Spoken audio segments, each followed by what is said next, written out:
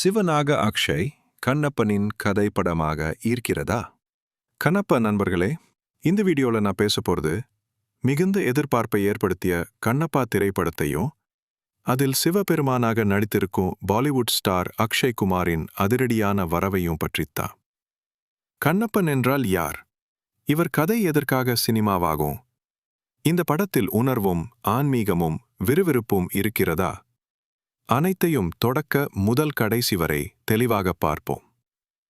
கண்ணப்ப நாயனார் சைவ நாயன்மார்களில் ஒருவராக பக்திக்கு ஓர் உருவகமாக கொண்டாடப்படும் இப்பேராளியின் கதையை நாம் பிள்ளையார்பட்டி முதல் பள்ளி பாடநூல்களில் கேட்டிருக்கலாம்.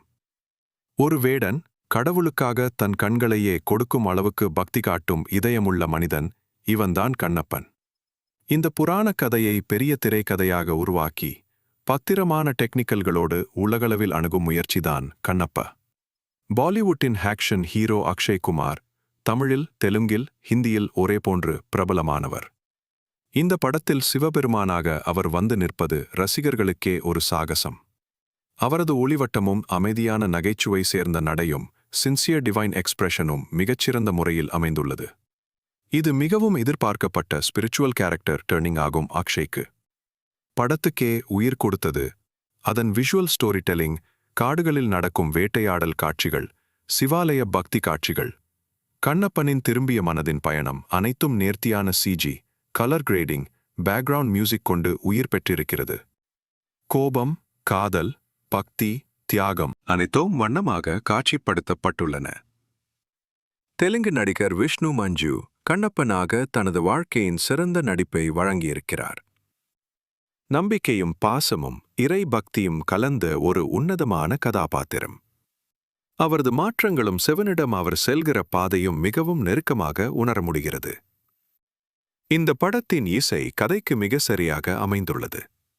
அதிர்ச்சி தாளங்கள் இல்லாமல் ஆன்மீக உணர்வை தூண்டும் ஸ்கோர், சில டிவோஷனல் சாங்ஸ் மனதை நிகழ வைக்கும். இப்படம் ஒரு என்டர்டெயின்மெண்ட் மாதிரியே அல்ல. உண்மையான பக்தி என்றால் என்ன, தியாகம் எது, இறைவனை உணர்வது எப்படி என்பதற்கான வித்தியாசமான வினாடி விடைகள். இது ஒரு ஆன்மீக மனித உணர்ச்சி படம். நிச்சயமாக கண்ணப்பா ஒரு பொது படமாக இல்லாமல் ஒரு மனதை தொட்டு தியானிக்க வைக்கும் படம்.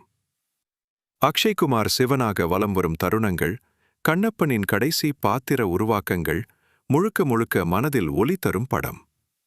ஒரு வேடனாக இருந்தாலும் பக்தி உணர்வால் பகவானையே பெற முடியும் என்பதுதான் இந்த படத்தின் மெசேஜ். அதை படம் நமக்கு அழகாக உணரச் செய்கிறது. இந்த வீடியோ உங்களுக்கு பிடித்திருந்தால் லைக் பண்ணுங்க, கமெண்ட் பண்ணுங்க, ஷேர் பண்ணுங்க. மேலும் இப்படித்தான் ஆன்மீகமும் சினிமாவும் கலந்த வித்தியாசமான வீடியோக்களுக்கு சப்ஸ்கிரைப் பண்ண மறக்காதீங்க.